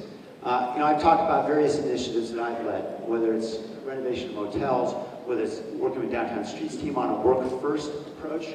As you'll see this week coming up, Councilmember Herrera and I are leading an effort to explore micro-housing on public sites, for instance in the old armories, where we can get folks housed very inexpensively. But we have to do something. There's no one solution for all this. We have to move forward, and leading requires that we do it. You can't just hope that Palo Alto will come along. Certainly we can use incentives, certainly we can encourage them, certainly we can yell and scream, but it's not going to make them do it. Leadership requires taking action, and that means getting affordable housing where it needs to be to get folks housed, and veterans certainly first and foremost. Thank you, Sam. And seeing no rebuttals, you get the next question. It has to do with Station 30. I covered a story there about the fire right across the street from Station 30 in Los Reyes, and the personnel could not put out the fire because they did not have a fire engine. Fire Station 30 on Los Reyes was supposed to provide primary fire emergency services to neighborhoods west of Highway 87, Delmas Park, Del Monte, Gardner, Midtown Diridon Station, North Willow Glen, and Palm Haven. However, this station does not have a fire engine with water, pump, and hoses. Since January 2014, Station 30 has responded to 8 fires with the hook and ladder truck, yet cannot put out a fire since it has no water, pump, or hoses. Neighborhoods have to wait for a fire engine to come from a distant station. And as you know, a home directly across the street, as I mentioned, from Station 30, recently burned down because of this. I understand that was a grow house, so maybe that's what happened there. Yeah, marijuana grow house. Will you vote in 2014-2015 budget to put a fire engine with water, pump, and hoses at Station 30 so as to drastically improve fire response for nearby neighborhoods west of Highway 87? And for this, you get 1 minute. You know, as I said before, I think it's easy for someone who's running for office to want to say, of course we'll do that, of course we'll do that. What we need to do is do everything we possibly can to make our entire city safe. And certainly we can all talk about the need. We know the need is acute. But right now, we've got 29 more firefighters than we had 2 years ago. And what we've just learned from the recent report that came out from the fire department is that response has actually declined in that time since we've had more firefighters. The problem isn't the lack of resources. The problem is we need to use existing resources more effectively. When almost 90% of our emergency calls are medical calls, not fire calls, but medical calls, why are we continuing to deploy fire personnel in the same way? There's no question I'd love to get an engine at Station 30. I'd love to do everything we can to supplement whatever's happening at Station 6. We'll get there as we have the money to do it. Public safety would be my first priority. But to promise that we're going to do that before we fundamentally fix the fact that we are inefficiently deploying our firefighters and our medical response would be foolhardy. Thank you, Sam. Dave, 1 minute. Yeah, I am in favor of restoring that unit at Station 30, and I think what we're dealing with life and death issues, these issues about whether or not we're willing to transfer money that's sitting around waiting to be appropriated for police officers that aren't coming in. This doesn't make any sense. I talked about that earlier. This city needs to be safe. This council has presided over a fire department that for over 1.5 years hasn't met its response times on EMT. For over 1.5 years, it hasn't met the national standard of 8 minutes 90% of the time. There's not another city in this county that's failing like that. Just recently, as a county supervisor, because we have a contract for first responder services with the city, we asked for an audit to try to find out what's going on. What I'm hearing is it's not a personnel issue, we have enough, it's a management issue. Well, fix the management issue. Order up your own audit. Don't wait for the county to do it. Find out why people aren't being managed. And we've heard... Thank you, Dave. Thank you. Thank you, Dave. Madison, 1 minute. I think you've used all your rebuttals. Madison. Yes, I think it's so much easier when you speak to an audience who actually asks the question and tell that person, yes, I will fund that. But I can't. And the reality is that I really cannot fund it because I don't have the money. So we have to find other ways to make sure that we provide appropriate responses when people call. All my colleagues agree that most of the calls that we get are medical calls. We don't really need to get an engine or truck out there if it's not necessary. And so let's just be realistic about that. We can't just stand up here and say, this is what I'm going to do for you, and then when you get elected, it's like, whoops, I'm sorry. That was a fake promise, because I can't do it, I don't have any money.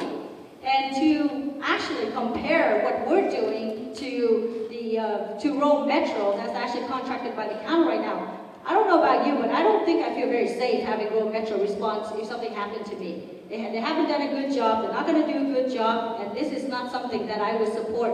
And yes, we are low on staff. And I'm sorry. Thank you, Madison. And Pierluigi. You hear we can't, but we could. That's simply changing how we staff each vehicle. And for 7 years, I've been talking about changing the staffing on fire engines, but there hasn't been the council support to do so. The reality is, if you just changed 4 on an engine to 3 on an engine, like every city in the county of Santa Clara, you would net out the ability to provide you 110 police officers without raising taxes. Or divide it between fire and police and increase your response time and have more police on the street. The options are there. It can be done. It just takes the vote to do it. And I voted against 2 fire union contracts because of that, because they put in the language that you had to have so many people on an engine when that's not the need. And the other problem we face on all these questions when it comes to these types of matters is I pay more for retired police and fire than I do current police and fire. So that's an epidemic that keeps on growing, and you can imagine a piece of the budget pie will continue in that manner if we don't fix it. Thank you, Pierluigi. Rose, 1 minute. And we have more employees retired than we do working. So that's another thing to ponder. You know, the other thing we need to do in terms of utilizing our resources better is the county needs to step up and provide its own medical response to the jail. So our city last year sent out our fire trucks to respond to 911 calls from the county jail 1,000 times. That isn't what we should be doing. So if the county's going to be telling us how to do our business, I think that the county should step up and take care of its own jail. They have a doctor, they have nurses there, and they can have rural metro home to the hospital. But we should be sending our firefighters. Thank you, Rose. And you get the next question that actually coincides with a audience question. It says downtown ballpark, do you support it, or is this a dead issue? The question is also, should the city's efforts to relocate the Oakland Athletics to San Jose not ultimately be successful, what particular project or area would you focus most to best stimulate the city's economy? And that's a 1 minute question. What other area would you focus on to stimulate the city's economy? What project in that area would you focus on? I do support the A's coming to San Jose, and I support the legal strategy that we have in place. I think it's about time San Jose gets a major league sports team. I don't, although we can't control what owners of teams do. You know, we don't control the wolf, and you know, we may get the A's, we may not. I hope we do. I think eventually we will get a sports team. There's a lot of development that needs to happen down around that area anyway. I would support that. I'm not sure if that's what the question's entitled, but my main reason for being in this race, again, and I said it at the beginning, is to get more economic development. We need more jobs in this town, and that's going to help us all the way around. We need to recruit more businesses, and I will recruit a headquarter company my first year as mayor in downtown San Jose. That will do a lot to provide a boost to our economy, and we will continue to need to increase more jobs. Thank you, Rose and Sam. It's not a secret, I've been a very strong supporter of bringing the A's to San Jose if there is a privately financed stadium. And that has been the plan all along, a $500 million investment by private investors in downtown San Jose without a public subsidy. And certainly, if there's no stadium there, it would be a great corporate headquarters site. I think particularly its proximity to transit makes it ideal. But let's also not delude ourselves that there's been no development in Diridon of any significant sort in my lifetime. And so if anyone believes by not having a ballpark there, we'll suddenly have Google rushing in, we need to at least have a dose of reality about that. It's going to take a lot of infrastructure. We need obviously to get BART through and a few other things to happen before that's going to be a reality for corporate headquarters. Thank you, Sam. Dave.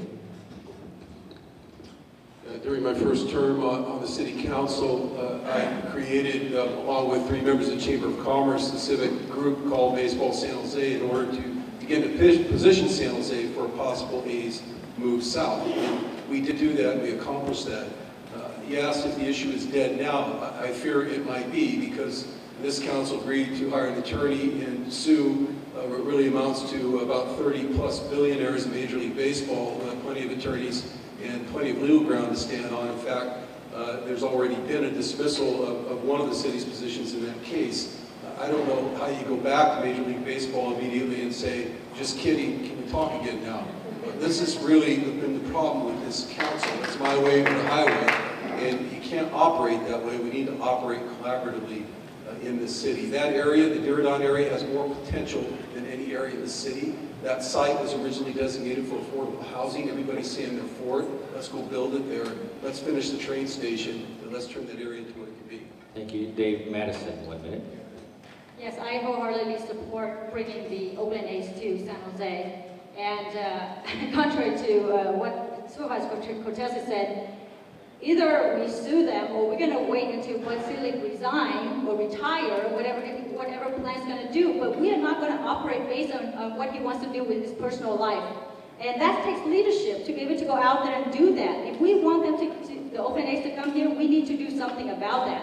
Obviously, it's in the courts right now. There's not much we can do except wait. So if this doesn't pan out, I'd like to have an opportunity to create a job creation site at that site. We need more jobs in San Jose. This is a great opportunity for us to go out there and seek for corporate headquarters and bring them to this area to make this area more vibrant. But the last thing that I would support would be any kind of housing there, because I think we have enough traffic, we have enough issues there. Let's bring the corporate headquarters and create more jobs for our residents. Thank you, Madison. Pierluigi. Baseball to San Jose is like dating someone that doesn't want to date you.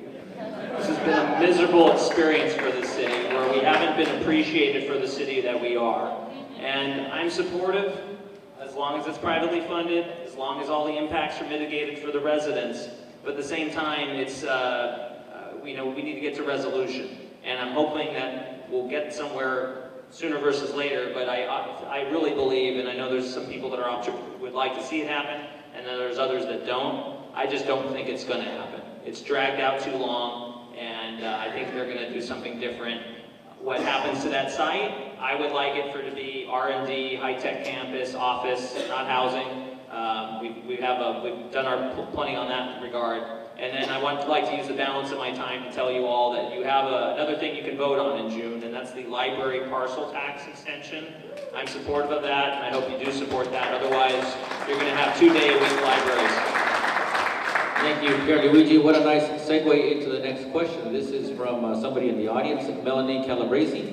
30 seconds. We have an outstanding library system in San Jose. How do you propose expanding the hours to 5 to 6 days from the current 4 days? This is a 30-second question.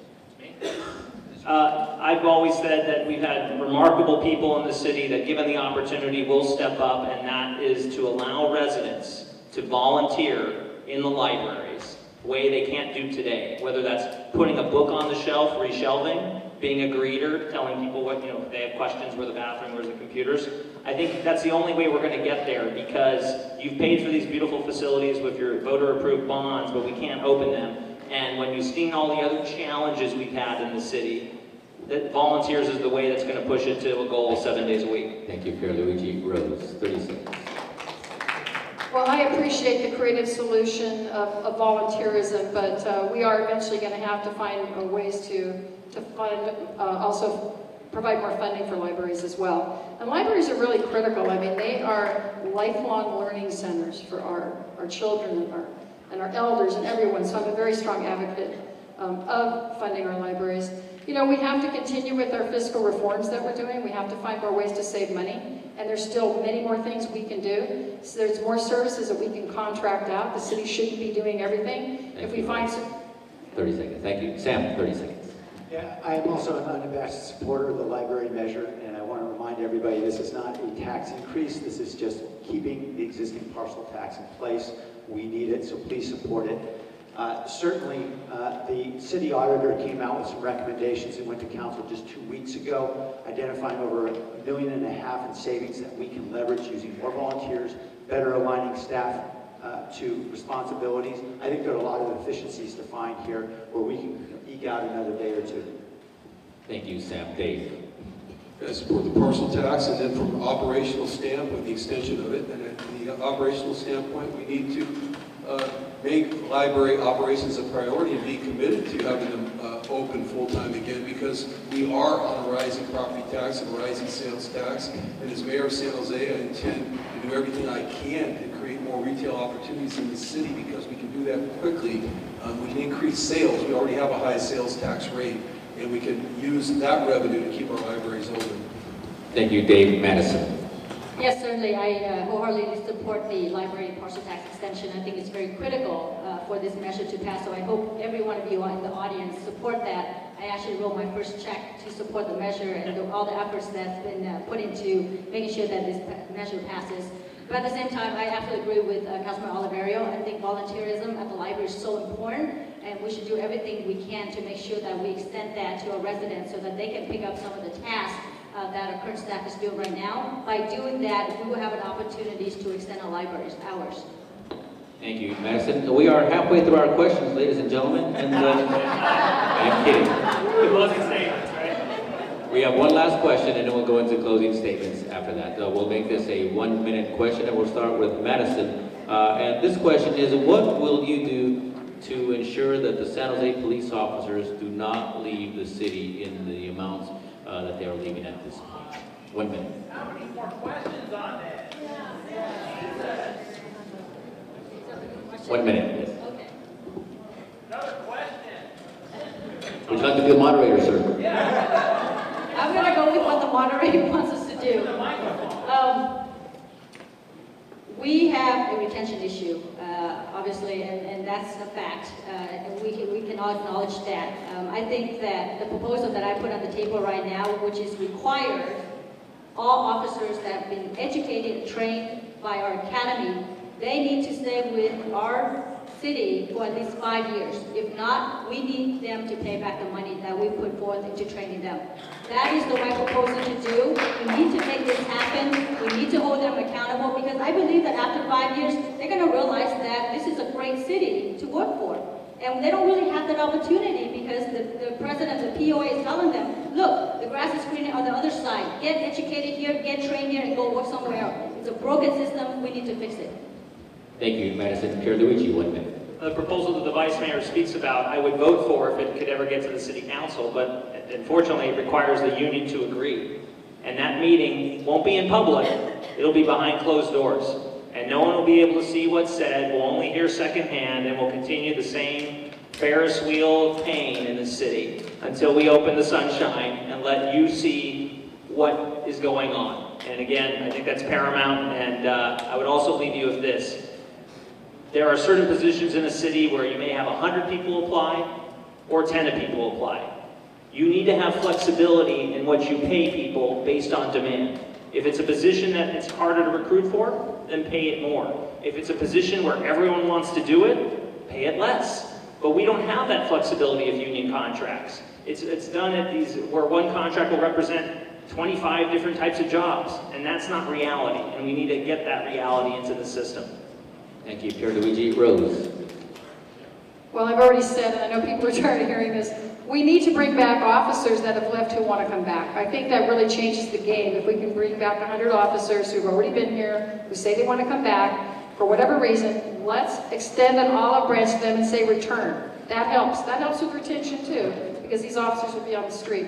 The other thing we need to do is analyze why people are leaving. Companies do that. Let's take a look at why they're leaving. Let's analyze that, and why those who are staying are staying. And make sure that we're targeting our recruiting to the kinds of folks that will fit into the culture of our city going forward. Because it's not going to be the way it used to be in the 1990s. We need to move forward, and that's technologically and doing more with less. And we need folks in our police department that can understand that and support that. Thank you, Rose. Sam. The notion that Vice Mayor Nguyen set forth is certainly an appealing one. The problem is state law requires that we negotiate clawbacks from unions across the bargaining table. What I proposed separately was, why don't we have officers, that is recruits, before they become covered by a collective bargaining agreement, sign a loan document that requires them to essentially take out a loan. And we know if they leave early, they leave after 3 or 4 years, they're probably not going to pay off that loan. It's probably going to be Los Gatos or Mountain View or somebody else who wants to recruit them. But by having them sign a loan document, the hope is that we don't have to deal with a situation where we know we've got a police union that's simply not going to allow us to negotiate a fallback.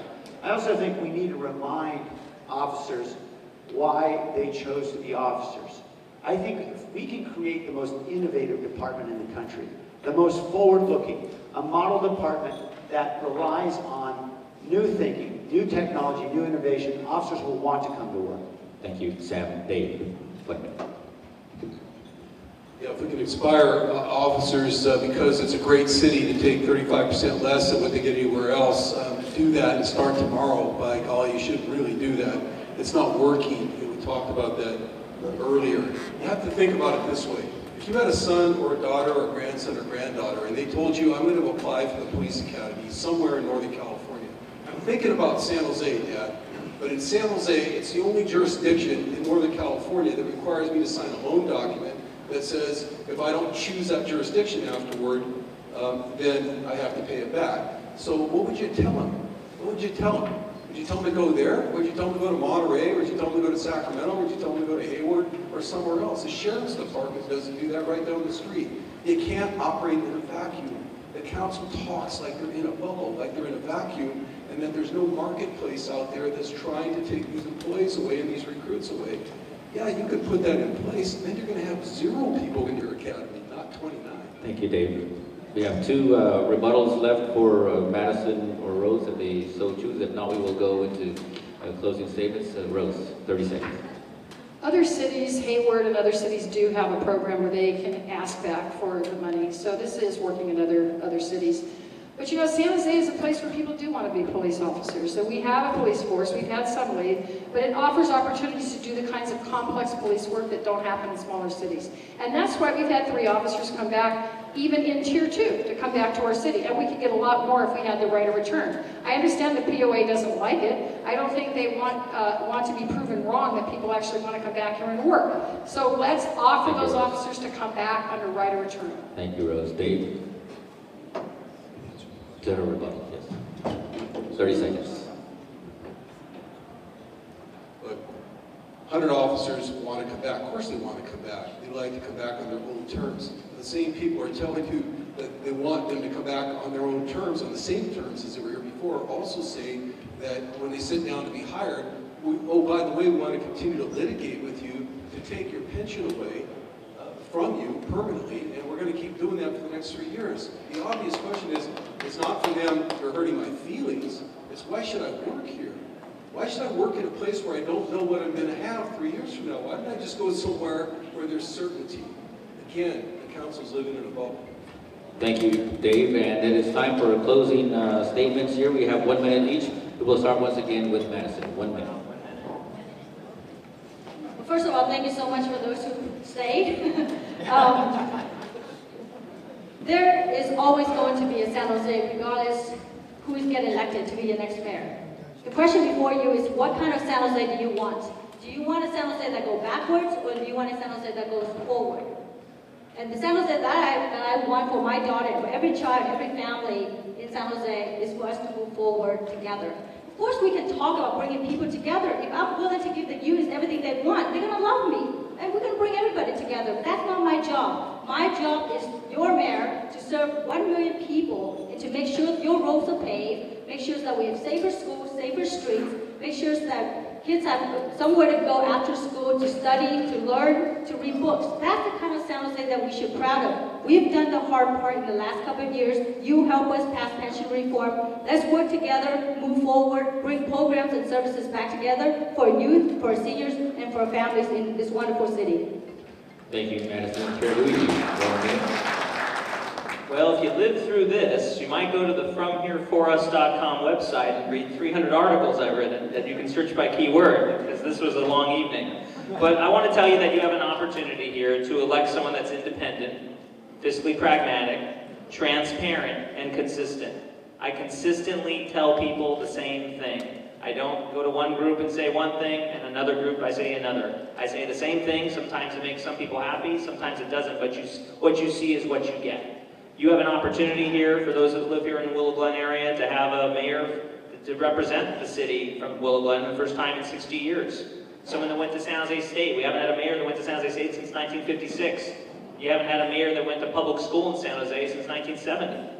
So the opportunities are before you. If you want someone that's not endorsed by unions, not endorsed by special interest groups, and not taking endorsements from former elected officials, now turned lobbyists, the opportunity is before you. I hope you'll select me to be your next mayor. Thank you, Pierluigi. Rose. Thank you for being such a good audience. Thank you for remaining. San Jose's at a crossroads. We've done the hard things. Those of my colleagues and I are very proud to be up here with them because we've worked really hard to help pension reform happen with your votes and get our city back sustainable financially. But what do we need to do now? We need jobs. We need to grow the economy. That's the big elephant in the room here. We need to make more middle-class jobs happen in the city. And I have a plan to do that by making it easier for companies to come here, start, and grow businesses.